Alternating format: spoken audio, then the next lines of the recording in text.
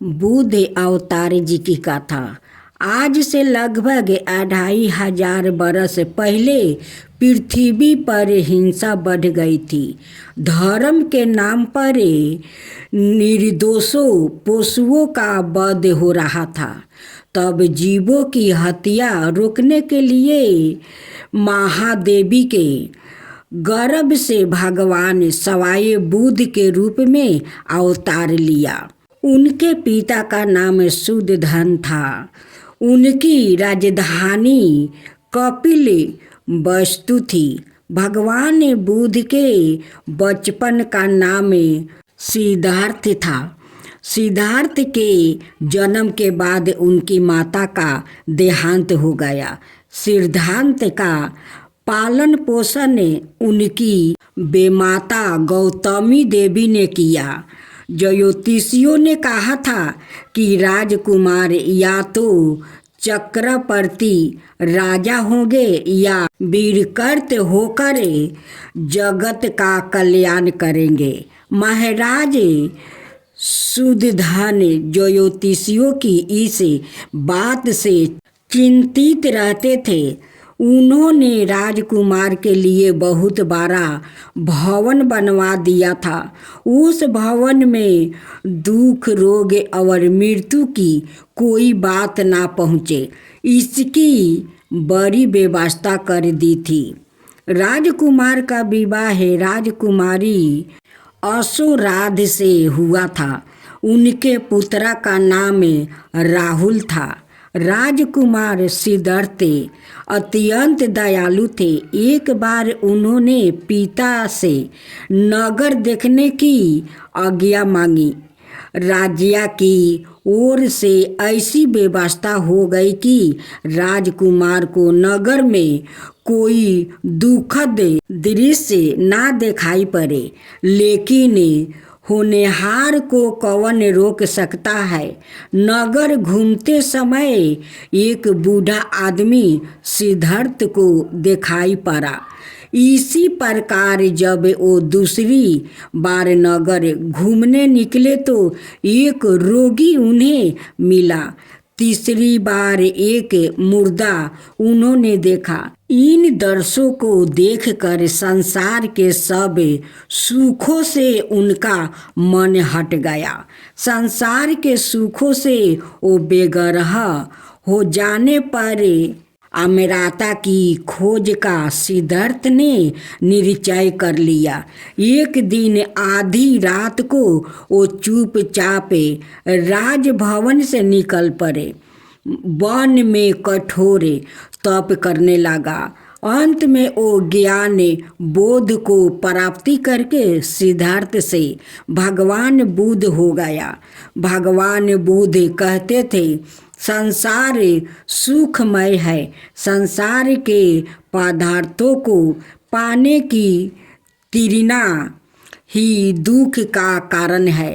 तृष्णा का समर्थ नाश होने से दुख का नाश होता है। राग, दोष और अहंकार को छोड़ देने से ही जीवन की मुक्ति होती है। सत्य, नर्मता, सदाचार, सर्द विचार, सर्द गुण, सर्द बुद्धि, ऊंचा लक्ष्य और उत्तम ध्यान, यह 8 साधन भगवान बुद्ध ने मनुष्य की उन्नति के लिए बताया था। इस प्रकार उन्होंने संसार में घूम घूम कर मानव धर्म का खूब प्रचार किया। जग से पशु बाधों को रोका। जीवों के प्रति प्रेम, हिंसा और सर्द भाव का अमर संदेश दिया। आज भी भगवान बुद्ध के उपदेश जन जन के लिए कल्याणकारी है। अहिंसा के अवतार भगवान बुद्ध को हम सब नमस्कार करते हैं।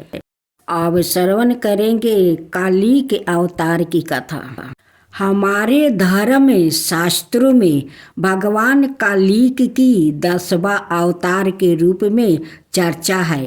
कहा गया है कि जयो जयो घोर कलियुग आता जाएगा, तयो तयो दिनों दिन धर्म सत्य पवित्रता क्षेमा दया आहू और बल का लोप होता जाएगा। कलयुग में जिसके पास धन होगा उसी को लोग कलीन सदाचारी और सद्गुणी मानेंगे। जो जितना छल कपट कर सकेगा वो उतना ही व्यवहार कुशल माना जाएगा। ब्राह्मण की पहचान उसको गुण स्वभाव से नहीं योग पतित से हुआ करेगी। जो जितना अधिक ढंग पखंड करेगा उसे उतना ही बारा वो साधु समझा जाएगा। धर्म का सेवन यश के लिए किया जाएगा। सारी पृथ्वी पर दुष्टों का बोलबाला हो जाएगा। राजा होने का कोई नियम ना रहेगा। ब्राह्मण क्षत्रिय वैश्य अथवा शूद्र में जो बलि होगा वही राजा बन बैठेगा। उस समय के नीच राजा अत्याचार निर्दय और क्रूर होगा।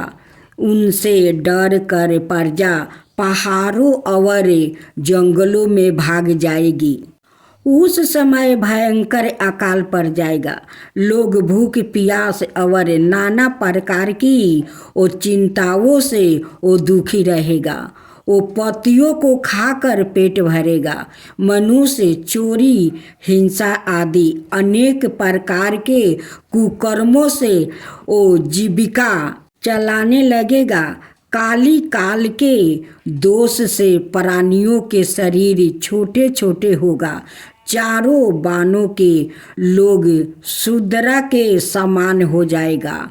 गाय बकरिया की तरह छोटी छोटी और काम दूध देने वाली हो जाएगी। वन परस्ती और सन्यासी आदि गिरोह अस्त को तरह रहने लगेंगे।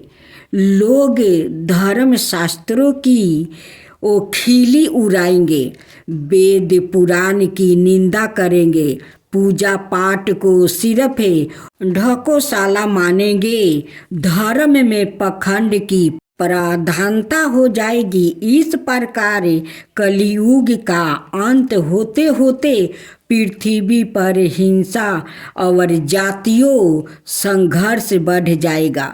तब ऐसी स्थिति में धर्म की रक्षा करने के लिए सवाए भगवान कालिक एक अवतार ग्रहण करेंगे। शास्त्र कहते हैं कलयुग के अंत में दिनों में संभाल ग्राम में विष्णु यश नाम के एक श्रेष्ठ ब्राह्मण होगा। उनका हृदय बारा उदर होगा। वो भगवान के परम भक्त होगा। उन्हीं के घर कालिक भगवान अवतार ग्रहण करेंगे। वो देवचत नाम का घोड़े पर सवार होकर वो दुष्टों को तलवार के घाट उतारेंगे। वो पृथ्वी पर बिलपत धर्म की पुण्य स्थापना करेंगे। भगवान जब कालिक के रूप में अवतार ग्रहण करेंगे उसी समय सतयुग का वो आरंभ हो जाएगा। प्रजा सुख चैन से रहने लगेगी। चराचर जगत के स्वामी भगवान कालिक को हम सब नमस्कार करते हैं। अब श्रवण करेंगे कृष्णा अवतार की कथा। सूरसेन नाम के एक राजा थे। सूरसेन के पुत्र वासुदेव विवाह करके अपनी पत्नी देवकी के साथ घर जाने के लिए रथ पर सवार हुआ। उग्रसेन का लड़का था कंस वो अपनी चचेरी बहन देवकी को वो प्रसन्न करने के लिए वो सवाए ही रथ हाँकने लगा।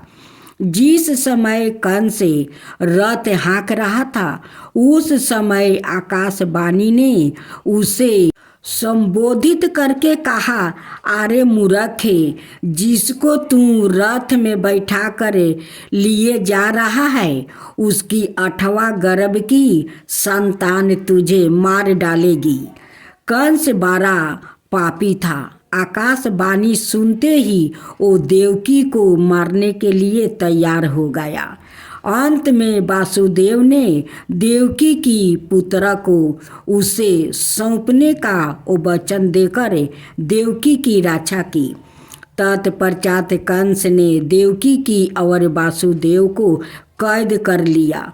उन दोनों से जो जो पुत्र होते गए उन्हें वह मारता गया, किंतु भगवान के विधान को भला कौन रोक सकता है। आखिर वो समय आ ही गया। देवकी की गर्भ से जगत के ओ तारनहार नारायण ने श्री कृष्णा के रूप में अवतार लिया। भगवान के जन्म लेते ही योग माया की ओ प्रेरणा से कारागार खुल गया। वासुदेव जी बाल कृष्णा को सूप में रख कर गरखुल चल दिया। रास्ते में यमुना जी ओ प्रभु का चरण छूने के लिए ओ व्याकुल हो गई। अंतर्यामी बाल प्रभु यमुना के मन की बात समझ गए। उन्होंने अपने चरण स्पर्श यमुना की व्यथा को दूर किया। वासुदेव ने नंद बाबा के घर जाकर अपने पुत्र को दशोदा जी के पास सुला दिया। उनकी नवजात कन्या लेकर वो कारागार में लौट आया। बालक श्री कृष्णा को पाकर नंद और दशोदा की वो प्रसन्नता का ठिकाना ना रहा। दशोदा को पुत्र हुआ। यह सुनते ही पूरे ओ गोकुल में आनंद छा गया। वहाँ भगवान ने अपनी बाल लीला से दशोदा को नृत्य रिझाते रहते थे। उनकी बांसुरी की धुन पर सभी मोहित हो जाते थे। गोपियों के घरों से वो माखन चोराने के कारण वो माखन चोर कहलाया। श्री कृष्णा ने बचपन में ही खेल खेल में वो पूतना, बाकासुर, तिरनावर्त आदि का विनाश किया। एक अंगुली पर गोवर्धन पर्वत उठाकर इंद्र का घमंड चूर कर दिया। एक दिन भगवान अपने मित्र मंडली के साथ गेंद खेल रहे थे। गेंद यमुना में वो गिर गई। बालक श्री कृष्णा गेंद निकालने के लिए यमुना में कूद पड़े। यमुना में कलिया नाग रहता था। भगवान उसका मान मर्दन कर उसके फन पर वो नृत्य करने लगे। इस प्रकार भगवान ने छोटी अवस्था में अनेक लीलाएं की। कुछ समय बाद श्री कृष्णा अक्रूर के साथ गोकुल में मथुरा आया। वहाँ उन्होंने अपने परम भक्त सुदामा, माली और कुब्जा आदि पर कृपा की। तदंतर भगवान ने लीला मात्रा से कंस आदि असुरों का संहार कर अपने माता पिता को वो बंधन से छुड़ाया। युद्ध के मैदान में अर्जुन को धर्म कर्म और शाश्वत सत्य का उपदेश दिया। भगवान का वह अमर संदेश गीता के रूप में आज भी जन जन का कल्याण कर रहा है। लीला पुरुषोत्तम भगवान श्री कृष्णा को हम सब नमस्कार करते हैं। अब श्रवण करेंगे राम अवतार की कथा। बहुत पुरानी कथा है। श्री हरि के जय विजय नाम के 2 द्वारपाल थे।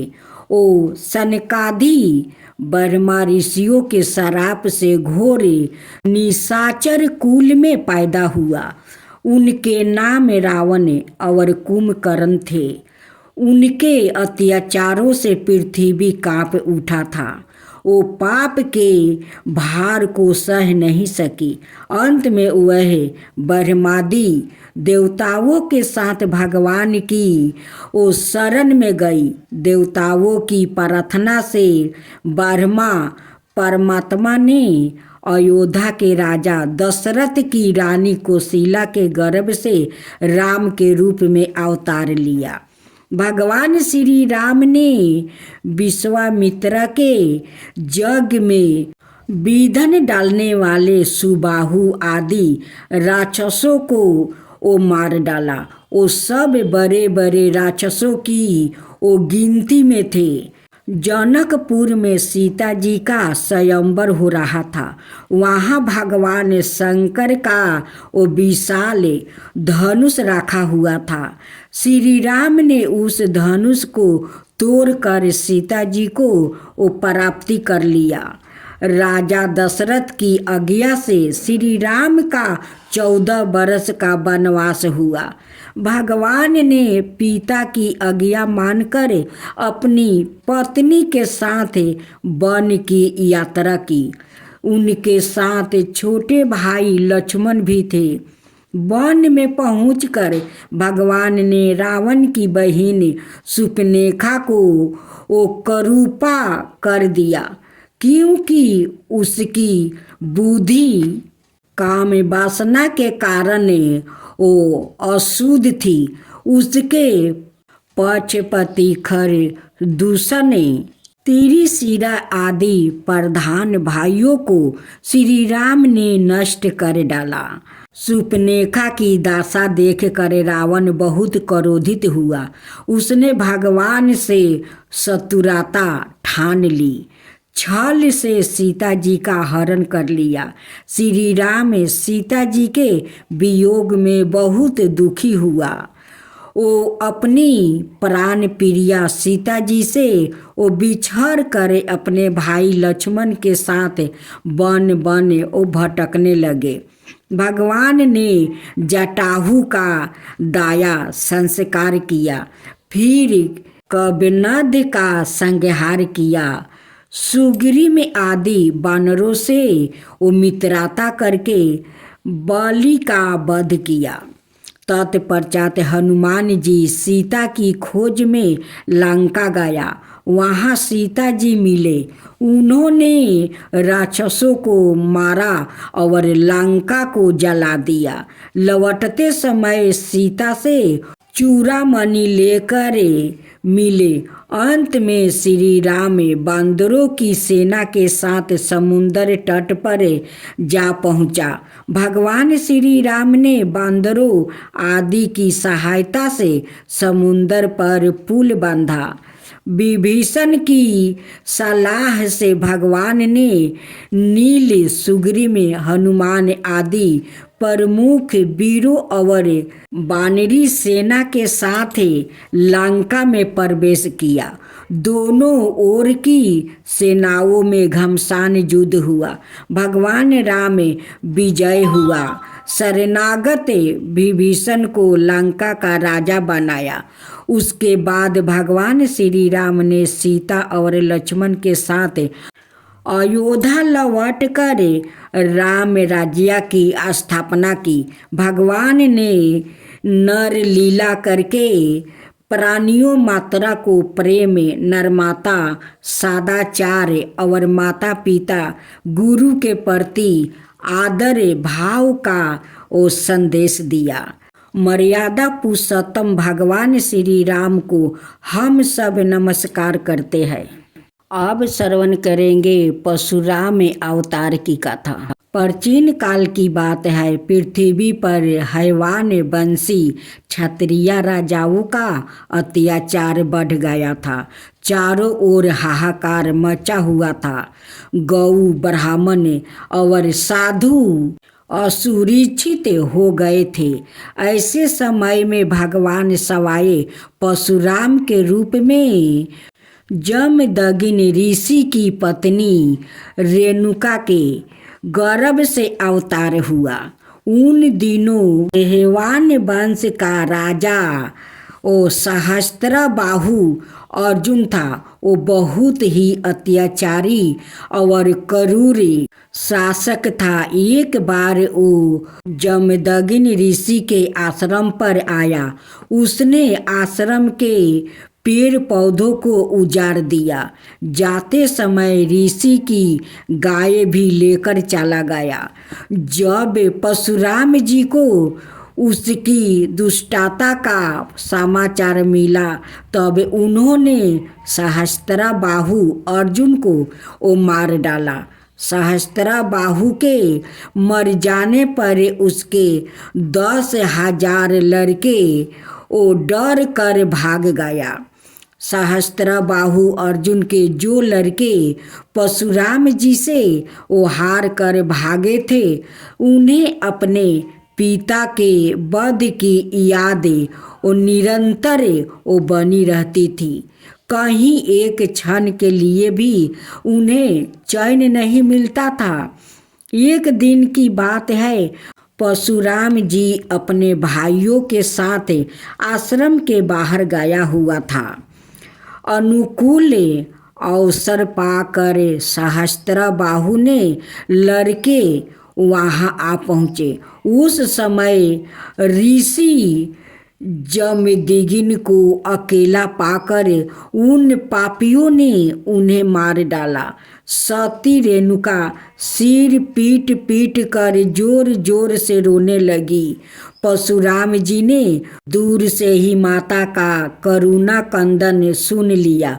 वो बड़ी शीघ्रता से आश्रम पर आया। वहाँ आकर देखा कि पिताजी को मार डाले गए हैं। उस समय परशुराम जी को बहुत दुख हुआ। वो क्रोध और शोक के वेग से अत्यंत वो मोहित हो गया। उन्होंने पिता का शरीर तो भाइयों को सौंप दिया और सवाए हाथ में फरसा उठाकर क्षत्रियों का संहार कर डालने का वो निश्चय किया। भगवान ने देखा कि वर्तमान क्षत्रिय अत्याचारी हो गया है, इसलिए उन्होंने अपने पिता का वध को नियमित मानकर 21 बार पृथ्वी को क्षत्रियहीन कर दिया। भगवान ने इस प्रकार भृगु कुल में अवतार ग्रहण करके पृथ्वी का भार बने, राजाओं का बहुत बार वध किया। तत्पश्चात भगवान परशुराम ने अपने पिता को जीवित कर दिया। जीवित होकर वो सप्त ऋषियों के मंडल में 7वें ऋषि हो गया। अंत में भगवान जग में सारी पृथ्वी दान ओ महेंद्र पर्वत पर चले गए। महेंद्र पर्वत पर ओ विराजमान भगवान परशुराम जी को हम सब नमस्कार करते हैं।